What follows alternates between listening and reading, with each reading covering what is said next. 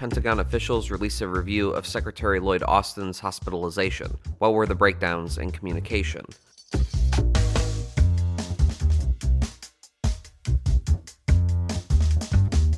Produced by Defense News and Military Times, this is the Early Bird Brief. Each morning we bring you the defense and national security news of the day.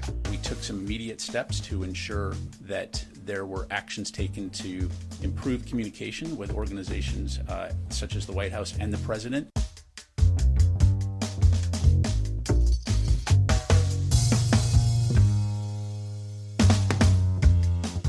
Also, a branch of the military passed an audit for the first time ever. What does this all mean for our defense and security? You'll find out. I'm your host, Simone Perez. Today is Tuesday, February 27th, 2024.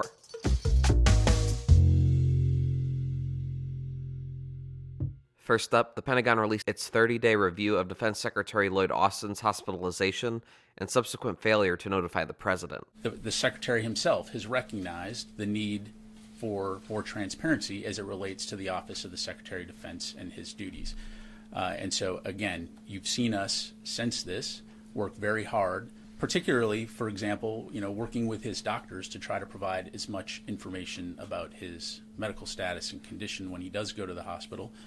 So again, I'm offering, what I'm highlighting here is what the review found in terms of why we got to where we got. Pentagon Bureau Chief Megan Myers joins us live from the Pentagon. So Megan, what were the major findings to come out of this 30-day review? So the review filled in a couple of blanks about the timeline of Austin's hospitalization, but also the kind of series of events that led to, first, the Pentagon not notifying the White House and Congress until January 4th that he was in the hospital, despite him going to the emergency room on January 1st, but also the reason that Deputy Defense Secretary Kathleen Hicks was not informed of why she was taking over authorities on January 2nd. Part of that was apparently because she often has to take over those authorities temporarily for Secretary Austin and usually isn't told why.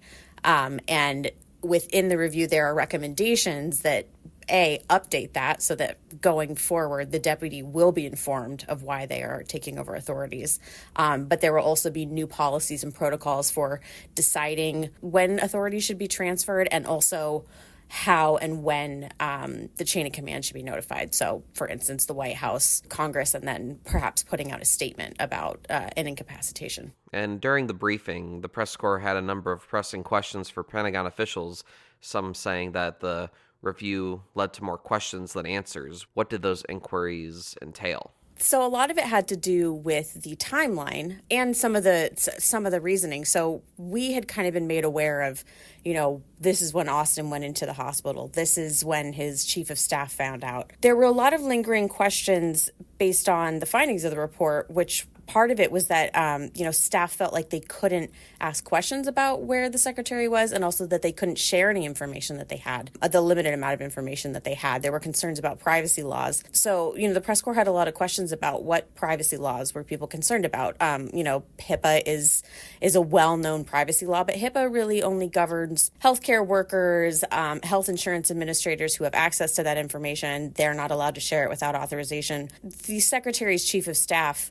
is not bound by HIPAA to keep her from informing the president that the Secretary of Defense is hospitalized. And that bore out also in the timeline because we learned that the Secretary's chief of staff was informed by a military aide who was informed by Austin's security detail who went to the hospital with him that he had been hospitalized. So there was some chain of information sharing. It just sort of stopped at the chief of staff. And we really don't have an answer as to why she felt like she shouldn't tell the president or she shouldn't tell Congress.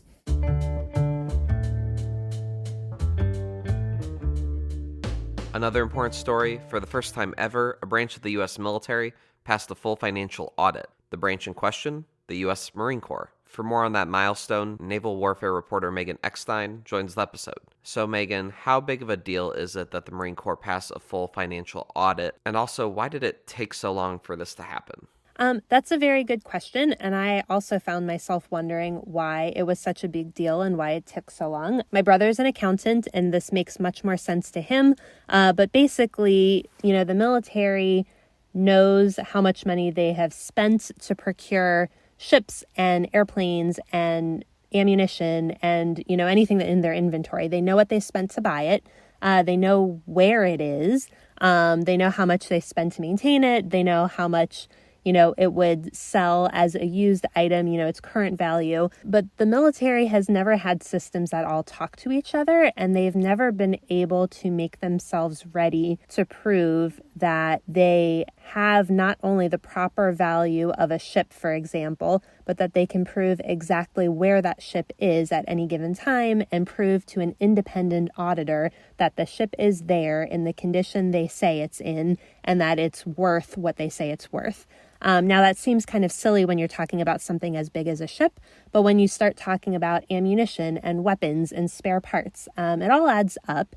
And it's all really about accountability to the American taxpayer, really, to be able to prove transparently that they still own everything they say they own. It is where it's supposed to be, and that they can prove it exists and it's worth the value that they spent on it. And moving to a more broad view, how does this news stand out from past financial audits of the Defense Department? The short answer is never. The Defense Department has never passed a full financial audit, and none of the DoD military services have until the Marine Corps' announcement last week that they passed their audit.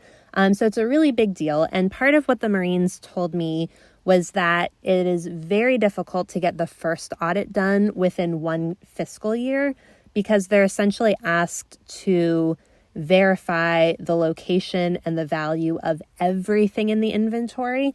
And so they actually asked for an extension. They couldn't quite get it done in 1 year. They kept getting close, but not being able to get over the finish line in a 1 year time. And so they kept failing their audits. But the Marines felt that they were getting very close. And so they asked for this extension, and they were able to successfully pass their full financial audit.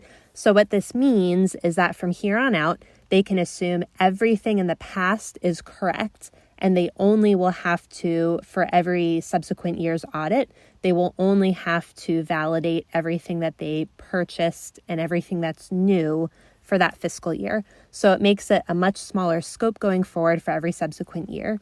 So I think what we're going to see going forward is the Army, the Air Force, and the Navy, and other components within the Defense Department looking at this model of asking for an extension, getting this big audit of everything done, and then only having to do smaller scope ones going forward. I think this could be a model that we see the other parts of the DoD try to pursue going forward.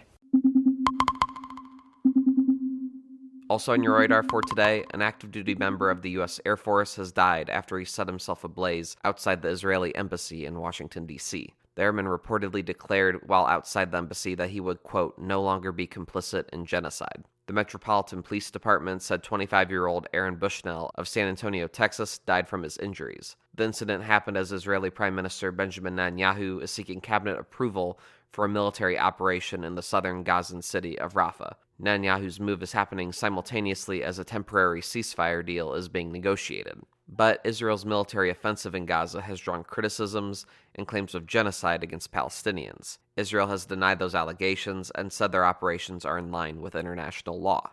Sunday's incident is the second self-immolation to occur in recent months. In December, a person outside the Israeli consulate in Atlanta set themselves on fire.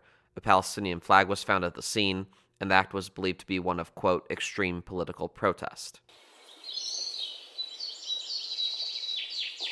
And now here are some other stories that we're hearing chirps about. In case you missed it, 2 soldiers died Friday when a Mississippi National Guard Apache helicopter crashed near the city of Boonville. North American Aerospace Defense Command said a small, non-threatening balloon was intercepted by a fighter jet over Utah on Friday.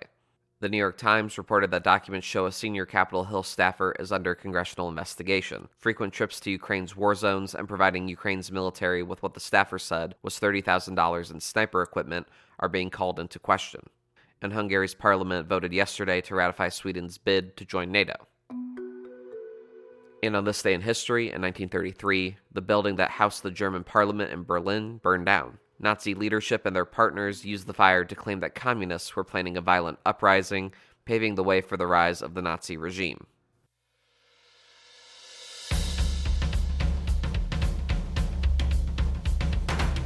That's it for us this morning. To get more top stories and breaking news, go to defensenews.com/EBB to subscribe to the Early Bird Brief newsletter. Please give us a like, rating, and a comment wherever you get your podcasts, and be sure to follow us on social media at @defense_news and @Military Times. The Early Bird Brief is hosted and produced by me, Zamon Z. Perez. Today's episode featured stories by Megan Myers, Megan Eckstein, and the Associated Press. Our editor-in-chief is Mike Gruss. Have a great day.